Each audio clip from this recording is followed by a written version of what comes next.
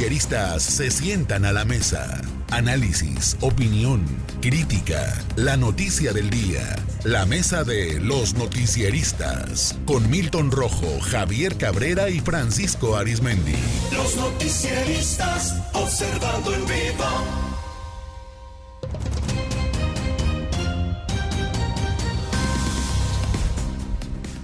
Bueno, regresamos, por supuesto, con más información ya en la mesa de los noticieristas. Saludo a Francisco Arizmendi. Francisco, muy buenas noches. Buenas noches, Sinaloa. A Javier Cabrera. Javier, muy buenas noches. Buenas noches al auditorio. A Milton Rojo. Milton, muy buenas noches. Muy buenas noches. Bueno, compañeros, en un contexto de la creciente preocupación entre el sector empresarial, la propuesta de reforma a la ley de Infonavit ha sido objeto de críticas y de rechazo por parte de diversas organizaciones empresariales de México. Afortunadamente se ha decidido cancelar el periodo extraordinario que estaba previsto para este miércoles en la Cámara de Diputados, lo que significa que la discusión sobre esta reforma se va a reanudar en el periodo ordinario de febrero del 2025. Esta pausa brinda oportunidad valiosa para que todos los actores puedan socializar el contenido y las implicaciones de esta reforma, dijo el presidente de la Coparmex Los Mochis, José Ramos Ortiz. Uno de los riesgos más significativos es la posibilidad de que el gobierno pueda acceder a más de 2 billones de pesos que actualmente pertenecen al Infonavit y los trabajadores. Tiempo suficiente para empezar a socializar el tema, porque hay riesgos importantes en esa reforma. El riesgo más importante es que pueda el gobierno disponer de los más de 2 billones de pesos que tiene el Infonavit, que no es del Infonavit, que es de cada uno de nosotros como trabajadores. Ahí tenemos nuestro fondo y no queremos que luego el gobierno pueda disponer de esos recursos, ¿no? Así las cosas. Bueno, comentarles también que Víctor Dam, presidente Canaco Los Mochis, dijo que lo más alarmante es que se le otorgaría al director del Infonavit un derecho de veto sobre los acuerdos que se tomen en la comisión tripartita, lo que podría comprometer la equidad de las decisiones en la que actualmente inclusive las cámaras tienen voz y voto. Está también la facultad que se le está dando al director del derecho de veto dentro de lo que es la reforma. Es decir, cualquier acuerdo que se tome en lo que es la comisión tripartita, aunque ya no equitativa, puede ser vetada por el director general. Y tenemos un director general que ustedes saben que en este momento pues es que fue director de Pemex y no tiene ni la facultad, ni la capacidad, ni la formación profesional para poder llevar a cabo, administrar adecuadamente una empresa como Infonavit, como tampoco lo tuvo en Pemex. Entonces es muy riesgoso y es muy peligroso que ese derecho de veto se le dé al director. Bueno, cabe señalar que a nivel nacional también, Javier, pues hay muchas voces al respecto. La preocupación es el recurso de los trabajadores y se manejaba en los diferentes consejos de vigilancia de manera tripartita, trabajadores, patrones y autoridad, y ahora pues va a quedar a decisión del director general del Infonavit. Son 2.4 billones de pesos. Por otro lado, uno de los grandes argumentos de esta reforma es que el Infonavit pueda construir. Actualmente no tiene esa facultad, todo es pues con el sector privado, pero en los últimos años se han acabado también muchos subsidios que había para la vivienda, que aprovechaban los empresarios, que en algún tiempo se le dio mal uso, pero que también eran viables para que los trabajadores pudieran tener acceso a la vivienda. Hoy en día es prácticamente imposible comprar una vivienda de bajo costo con crédito Infonavit. Terminan comprando pequeños departamentos en los que si te descuidas entras a la cocina y terminas en el baño, pues, o sea, es realmente un abuso. Efectivamente, el problema es que se ha ido encareciendo la vivienda en este país. Y hay muchos argumentos, ¿no? Uno que tiene que ver también con el precio de la tierra, ¿no? Cómo se ha ido encareciendo o cómo se ha ido especulando con el tema de las superficies susceptibles para construir viviendas en este país. Y bueno, también el costo de los materiales, si tú platicas con los constructores, te van diciendo cómo ha ido subiendo el cemento, la varilla, entre otros productos. También la mano de obra se ha especializado mucho mejor, pero también la calidad de la vivienda ya no es como antes. Y también la superficie de construcción es cada vez más pequeña, más pequeñas las casas, las superficies en construcción, a pesar de que hay un estudio hace más de 20 años donde se advertía que es ir reduciendo las superficies de construcción para los trabajadores. Esto lleva también graves problemas para que pueda vivir una familia mínimo de una pareja con 2 hijos. Normalmente las casas hoy son de 2 recámaras o 3 recámaras, pero son casi vas a tener que de dormir parado porque no va a caber todos tus muebles. Es sumamente cara, ¿no? Y lo que estamos viendo, según lo que se ha dicho, es que prácticamente ya no hay viviendas de interés social, prácticamente desaparecieron.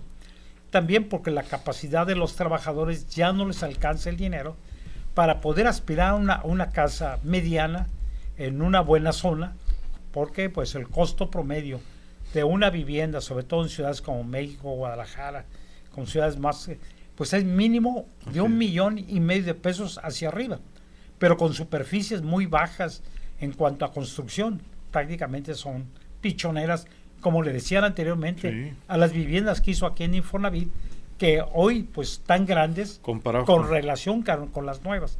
Entonces sí es necesario que se oferte una vivienda mucho más digna, mucho más accesible, para que la capacidad de los trabajadores, de acuerdo a su salario, puedan tener acceso.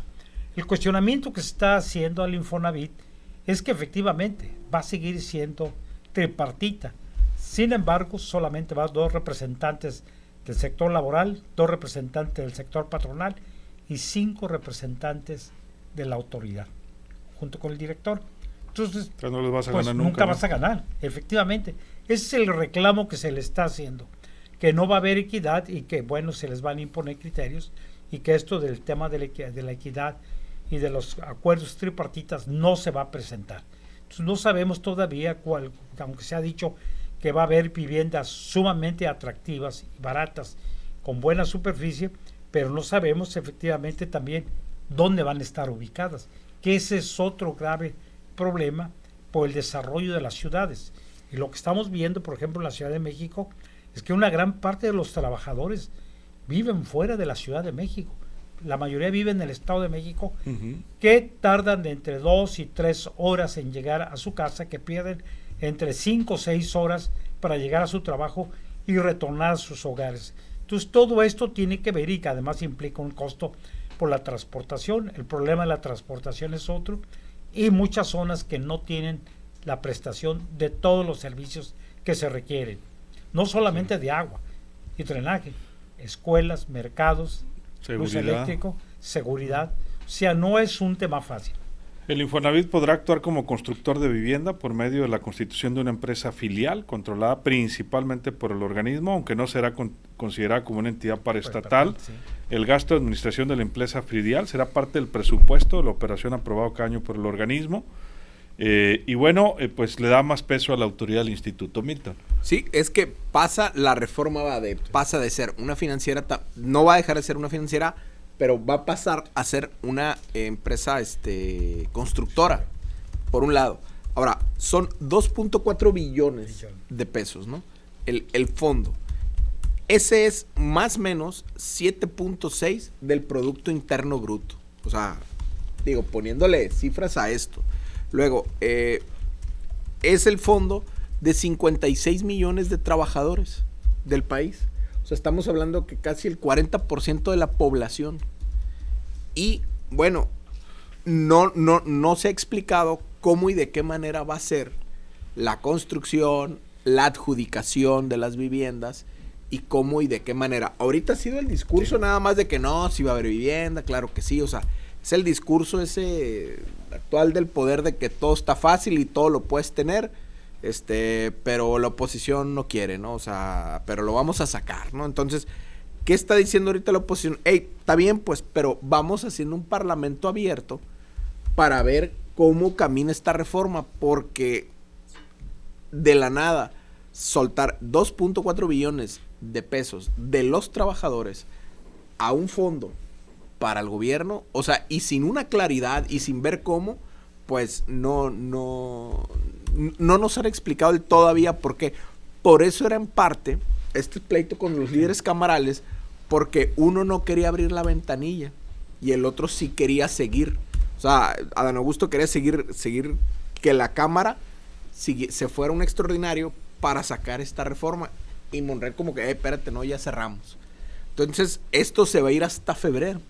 Entonces, en febrero vamos a ver cómo en enero, cómo se va cabildeando esta reforma, qué cambios puede haber ¿Y quién va a ganar la discusión ahorita? Claro, Morena tiene todo para hacer la reforma como ellos quieren. La bronca va a ser, o sea, volver a otro fondo de los que hay, de los trabajadores, que pase el Estado. O sea, ¿qué pasa? O sea, el discurso de que se está acabando el dinero para pensiones, eso empezaría a tomar un poco de credibilidad, pero al final del día es qué va a pasar con eso y cómo le van a hacer para generar una mejor vivienda, como decía Javier, con mayor espacio, con ubicación y ¿cómo te diré? Con accesibilidad, o sea, que el trabajador pueda pagarla, pues. ¿Por qué? Porque un tema, y sobre todo aquí en Sinaloa, es la vivienda, lo caro que está, la burbuja de precios que hay. Pues. No, y sobre todo que no hay ventaja de agarrar crédito de Infonavit con el bancario. O sea, prácticamente están... Casi igual. La única ventaja, pues, es que a veces algunas familias pues no tienen acceso al crédito bancario, ¿no? Pero no hay grandes ventajas. Hace muchos años, lamentablemente, porque se acabaron todos esos subsidios, ¿no? Que hubo, como FOBI, como...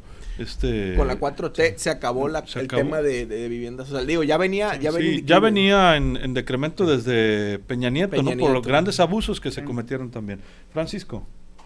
En el viejo régimen del PRI, antiquísimo régimen del PRI, se crearon dos instituciones muy nobles. Primero el Seguro Social. Y vean ustedes el antecedente de lo que fue la creación del Instituto Mexicano del Seguro Social. Lo hizo en sus empresas en Monterrey, don Eugenio Garza Sada. O sea, usted quiere saber de todo esto, píquele ahí al YouTube y póngale usted la historia de Eugenio Garza Sada, asesinado, por cierto, junto con su chofer, en el sexenio de Luis Echeverría Álvarez. El otro fue el Infonavit. El Infonavit también fue un instituto bastante noble para dotar de vivienda a los trabajadores que menos tenían. Todo iba muy bien cuando arrancaron, inclusive casas con terrenos grandes de hasta 200 metros cuadrados, pero a medida que fue permeando la corrupción en ese instituto, pues se hicieron prácticamente esas pichoneras que ya estamos describiendo, y pues se convirtió aquello en un abuso. Pero el abuso más grande es que quienes contrataron una casa en el Infonavit, por ejemplo, para pagarle en 200, 300 mil pesos de aquello, pues es hora que la siguen pagando. Por eso, de lo positivo en lo que va de este gobierno de Claudia Sheinbaum, se acordó hacer una reestructuración para ya hacer un método de tal manera que el que deba 1 millón o medio millón de pesos se le hace una quita, pero le garantizan que ahora sí va a terminar de pagar su casa.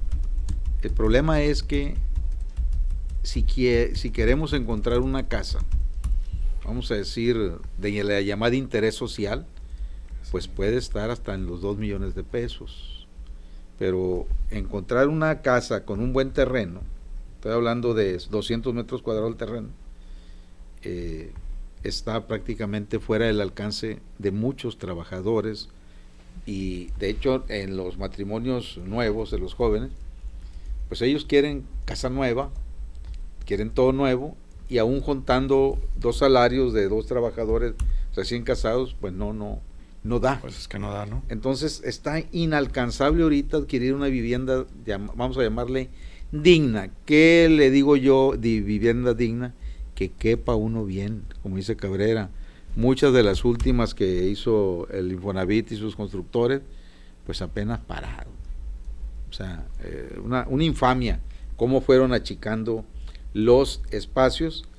Y en provincia, vamos a decir, fuera de la capital, en la Ciudad de México se sobreentendía la construcción de condóminos, de edificios, pero por ejemplo aquí no había ninguna necesidad, con los excedentes que había de buenos terrenos, para haber llenado muchas veces de muchos edificios del Infonavit. ¿Por qué? Porque estamos acostumbrados, los que venimos de rancho, casi todos en Sinaloa, pues el terreno... Tenemos patio. Tenemos patio grande hasta para árboles frutales, etcétera. Ahorita ese es un sueño. Entonces, insisto, una casa de la llamada de interés social le puede pegar a los 2 millones de pesos, y como dice el doctor Rojo y contando. Y lamentablemente, Francisco, y yo me pregunto también qué va a pasar con las empresas constructoras que pues no cometen ningún delito, es un trabajo, ¿no? También la construcción, a ellos también se les han encarecido los productos, Sí. los insumos, los servicios, los impuestos, y se les acabaron los incentivos, entonces también es difícil la competencia, ¿no?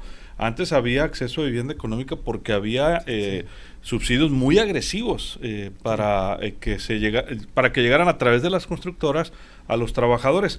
El objetivo es ahora sí que muy bueno, Javier. En el caso de la presidenta Claudia Sheinbaum, busca construir 1 millón de viviendas a bajo costo, al menos, para garantizar el derecho a un techo a la familia mexicana. O sea, se identifica el problema, pues. Sí. El tema es, pues, todas las letras chiquitas, ¿no? Es, También. ¿cómo, Así es. cómo, dónde y cuándo? Así es. ¿Cuándo van a empezar? ¿Dónde van a ser las viviendas? En cada entidad. ¿Cómo de se la va a hacer República. constructor el Infonavit de la Así noche a es. la mañana también? Y no solamente ¿Con construcción. quién? ¿Dónde vas a ir a comprar los terrenos? Las reservas territoriales. ¿A ¿no? quién vas a comprar las reservas territoriales? Si algunos grandes constructores tienen acaparadas las reservas territoriales también de las ciudades. Sí, entonces el problema es, empieces de ahí. El costo de la tierra susceptible a vivienda.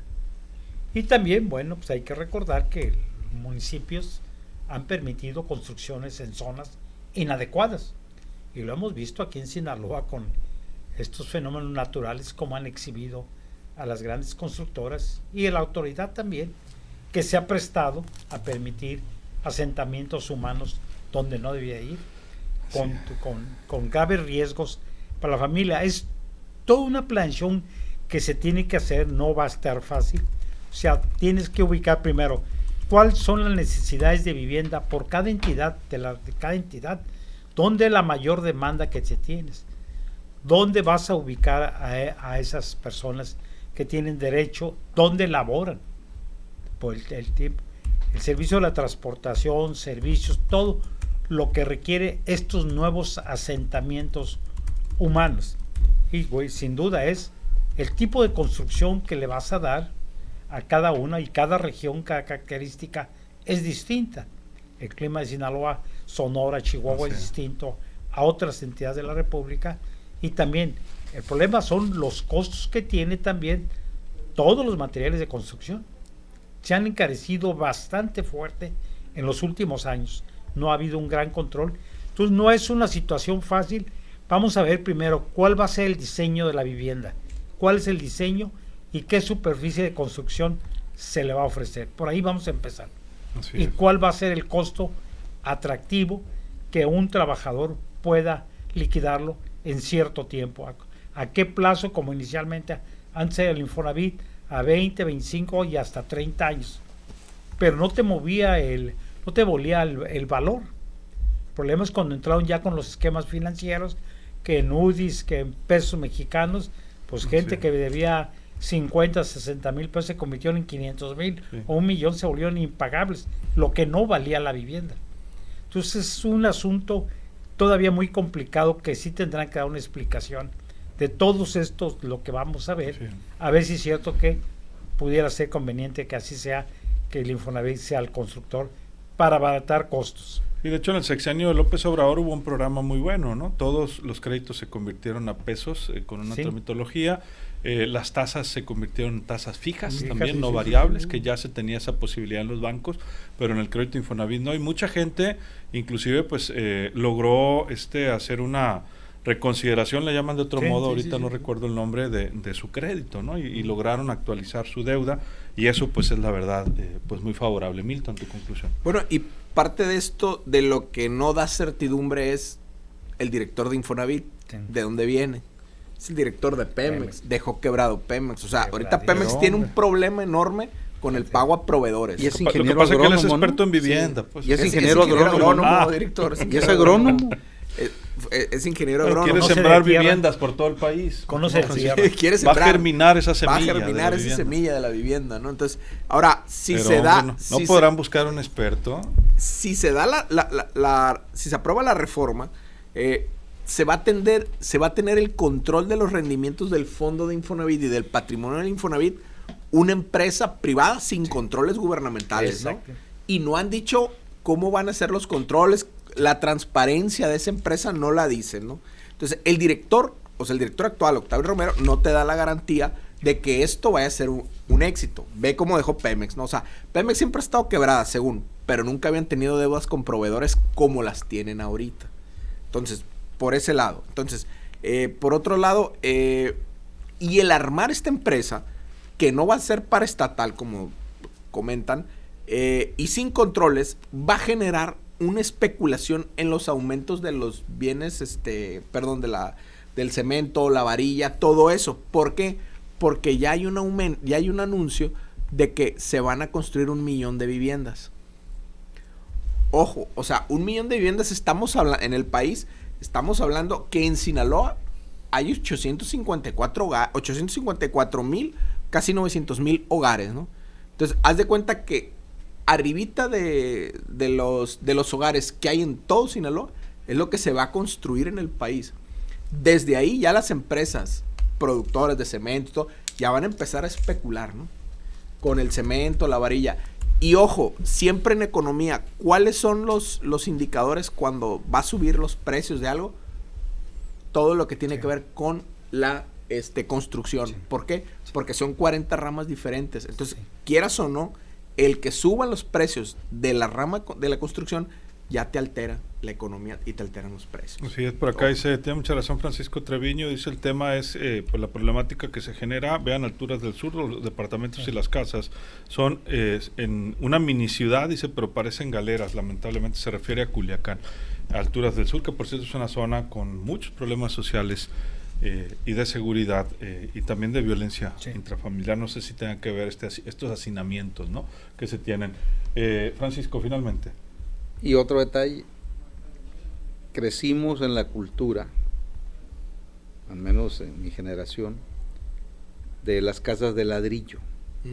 Sí, claro. Ladrillo. Después le metieron bloque. Ahora son prefabricados, ¿no? Prefabricado.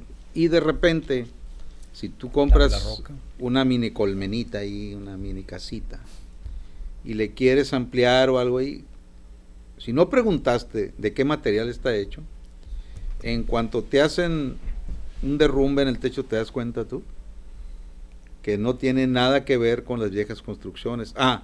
Pero ¿qué te dicen los genios de estos negocios? Que está garantizado por 25 años, como cualquier techo de ladrillo. Aún así, le ponen un sobreprecio carísimo. Porque ese es el problema, que muchas compañías que se dedican a la construcción de viviendas, a la primer venta que hacen, quieren hacerse millonarios. O sea, no tienen, ¿cómo diré?, una estrategia para ir creciendo poco a poco. No, a la primera, vóytelas. Y por eso, si usted va a comprar casa, como sea, pregunte de qué material está hecho, qué garantías tiene, todo eso. ¿Por qué? Porque ya prácticamente nos alcanzó aquella parte de la canción de las casas de cartón. Efectivamente. Dice Alberto Colches, dice, hablan del Infonavit como si Morena tuviera gobernado 50 años, el desmadre y la corrupción del Infonavit es otra manchota del PRIAN.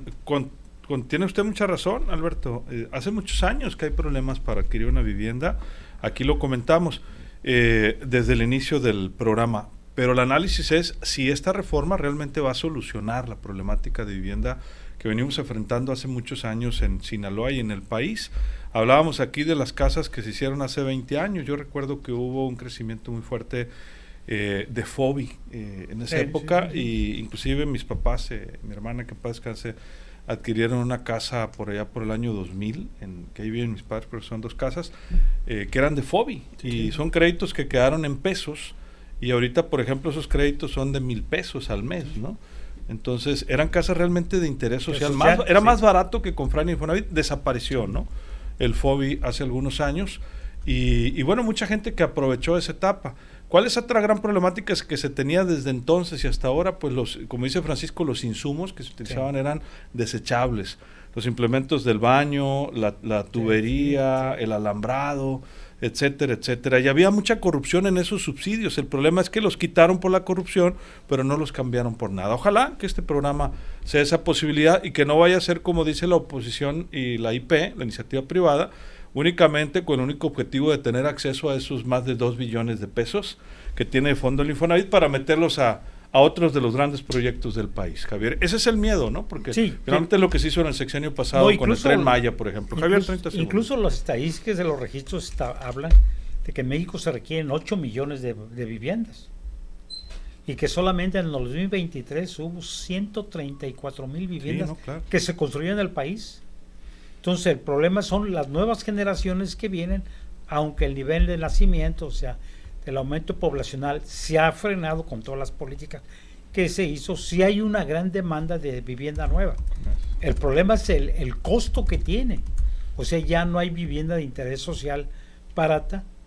La más barata cuesta 1,5 millones de pesos, muy pequeña, que también no le alcanza al trabajador ni a su pareja pagar la mensualidad, lo que te tienen que descontar. Y además las superficies que se tienen. Y eso es el gran reto. O sea, lo que todavía no sabemos de qué tamaño tienen ellos proyectado hacer las nuevas construcciones, en qué zonas, de quiénes son los terrenos y cuál va a ser el esquema para vendérselo y seleccionar a quien sí tengan derecho. Así es, Javier, muchas gracias. Buenas noches al auditorio. Milton.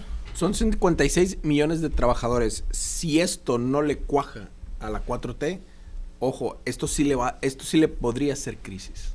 Muchas gracias. Muchas gracias, Milton. Muchas gracias. Francisco. La corrupción fue hundiendo a organismos tan nobles creados por el PRI.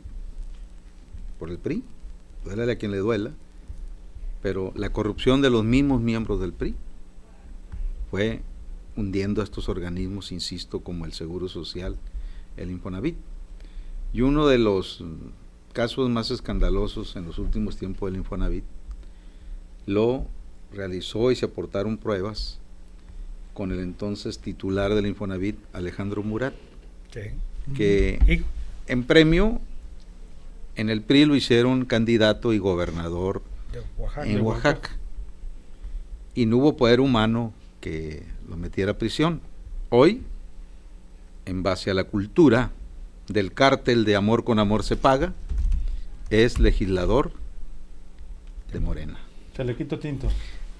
Y ya con eso ya pasó por el filtro, y como dijo el comandante Oroña, nadie robó nada, hombre, fue una intriga nada más. Muchas gracias, Francisco. Buenas noches, Sinaloa. Dice Marco, me parece que 8 millones de vivienda me parece un poco exagerado. Atrás de mi casa hay un fraccionamiento que tronó porque no se vendió nada. O sea, es excesivo los fraccionamientos que hay, dice, abandonados. Ese es otro gran tema. Sí, pero ¿por qué? ¿Qué va a pasar con las casas abandonadas? Y dice, el promedio de los ingresos del mexicano es 15,000 pesos, dice, al mes. Y el crédito a veces, por cada millón, pues tenemos que pagar 10,000 pesos de mensualidad. Dice, ¿cómo le hacemos? Tienes razón. Sí, el problema es la capacidad económica. Sí, vamos a seguir analizando este tema y por ahí invitaremos a algún experto. Hace algunos días invité al delegado Infonavit, pero supongo que por el cambio de gobierno ahorita no pueden entrarle a dar declaraciones. Vamos a buscar algún experto de la iniciativa privada para profundizar en este tema. A nombre de todo este equipo, soy Luis Alberto Díaz. Que la pase usted de lo mejor.